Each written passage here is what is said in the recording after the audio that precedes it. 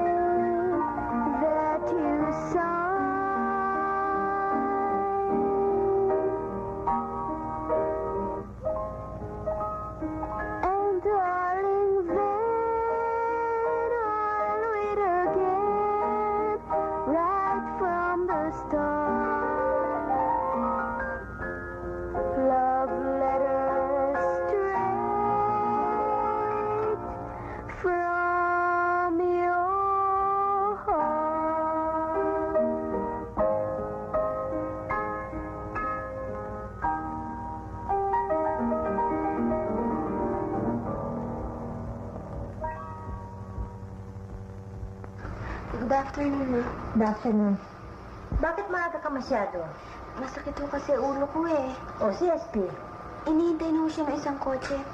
Sige ma, papasok na muna ako sa loob. Magpapahinga lang ako. O, sige na.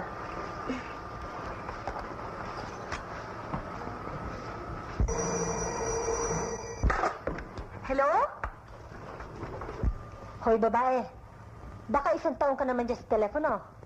Wala namang katawag sa atin. Hindi ho, mama. Hello?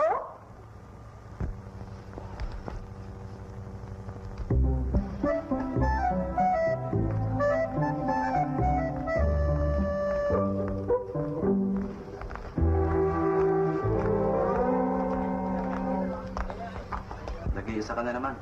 Mukhang nagkagalit naman kay ni Vilma. Hindi naman. Kaya lang, masakit daw ang ulo. Alam niyo naman ang modus operandi ni Vilma eh. Instant headache, instant departure. Away kayo ng away, oh. Alam mo, Edgar, ang suka ay masarap.